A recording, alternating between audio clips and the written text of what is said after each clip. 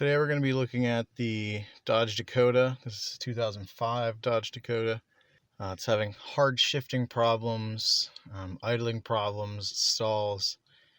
We're going to start it up right now, see if we can replicate some of the issues that I've been having.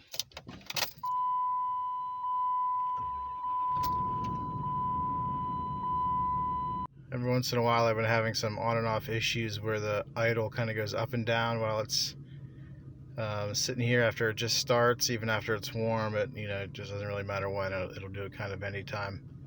Go up over kind of 1500 RPM and then down to almost nothing. Sometimes it stalls. For the last few months it's been starting to shift really hard on and off. Sometimes it's fine, sometimes it shifts super hard. So today I got a new sensor we're going to try to put in it, and I'm going to show you how all that works.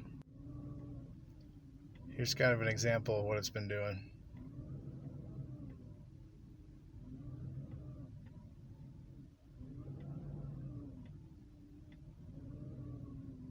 So we're going to let it get warm here, check the transmission fluid, just make sure everything's good, and then we'll get started on the sensor.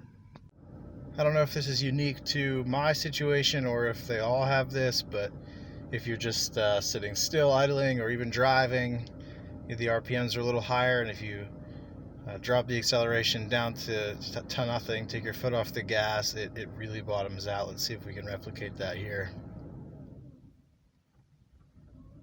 So almost stall right there. My check engine light is not on. It was on. I just reset it. I unplugged the battery terminal for about a minute, a little over a minute, and that resets the computer in this truck. So you won't see the check engine light on here. It might come back on later after we're done messing around with it. We'll see. But for right now, it's not on. First step with anything electrical is always to disconnect the battery. So we'll put that here. This is the piece we're looking at right here. We'll pull this off, put the new one on, see what we can find.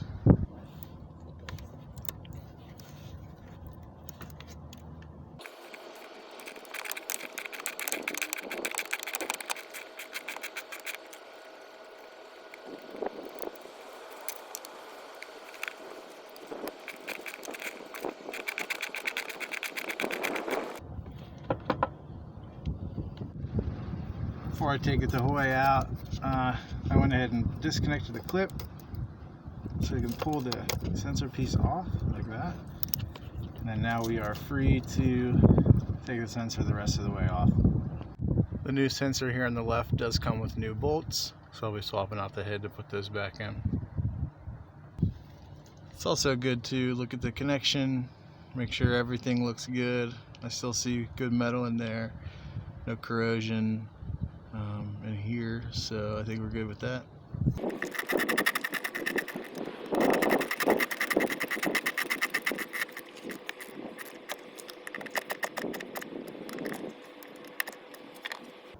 Connect the sensor back in. So you hear the click, and then we're good. Remember to connect back up the battery.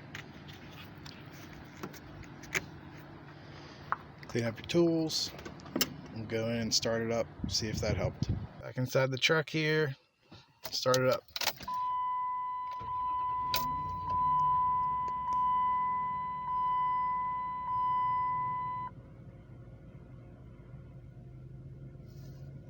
Seems to be idling okay. I'm gonna let it go for a few minutes and see if the issue comes back. This is the sensor here.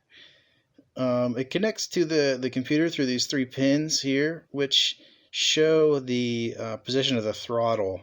I'll use this paperclip as kind of the throttle paddle that fits in here. So when you bolt this on, there's a paddle on one end, and then on the other end, it's connected to the throttle itself. So when you hit the throttle, it twists, and so does the paddle. So the paddle fits in here, and then when you twist it, you can see that this thing is kind of spring loaded, so it twists the sensor itself,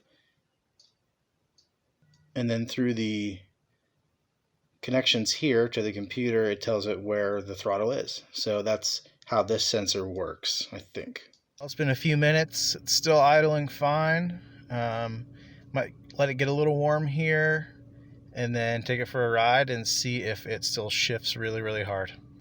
All right. I will also note that I did replace the air filter and I checked the transmission fluid. Those are the first couple things that I tried to fix this issue before I realized maybe it was the sensor here. So those items have been checked. The transmission fluid was a little bit low, brought it back up. Didn't seem to help.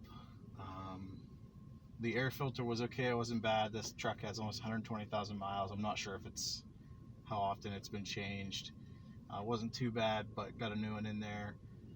Then this was kind of the next step, so let's go. The hard shifts were happening between first and second coming down, and then kind of between I think 3 and 4 on the way up. So we're gonna get this thing out on the road a little bit and try to see if it's the problem's fixed. So we've been the whole way up through the gears and back down through the gears, and I haven't felt any hard shifts at all. And it was very noticeable before. You know, you'd hit third and fourth, and it hit real hard and kind of sputter, and felt like you almost had no power. It wouldn't shift, didn't know when to shift, and then coming back down in between second and first, it would hit real hard. And I'm not feeling any of that right now, so I think we might be good. Let's get out here and get a little bit of speed, get it up to 50, and then we will see if there's any other shimmying or shaking going on. So right here's 50, no shaking or anything happening. The shifting is happening fine. I'm going to take my foot off the gas here, so it starts to slow the truck down and downshift naturally, and see if there's any hard shifting.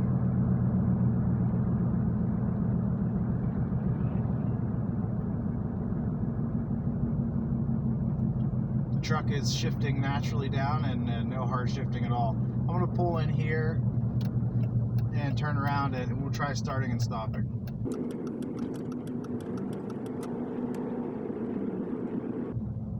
Now we're on a side road with no real traffic. Let's try slowing down to a complete stop.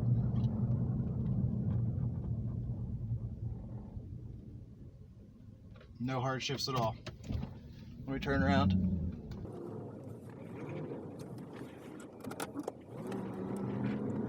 We'll stop up here at this stop sign and see if there's any hard shifts.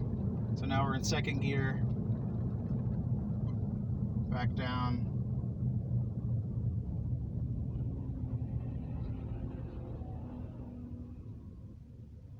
Good.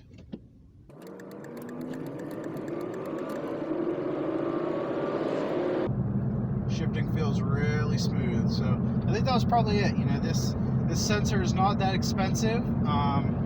It's reasonably priced for this truck. For some other vehicles, the newer models, it's a little more pricey, upwards of $100 or so. But you know, $100, you can do the job pretty much yourself. You know, if you have a little bit of time and the tools you need to do it. You know, save yourself probably a few $100 doing it, taking it to the shop. So it might not be a bad choice to do that. Of course, you wouldn't want to avoid any warranties or anything in your vehicle, but you know, for me, I think this made a lot of sense, and I'm really happy I was able to learn about this sensor, and I hope this helps someone else in diagnosing and fixing their truck.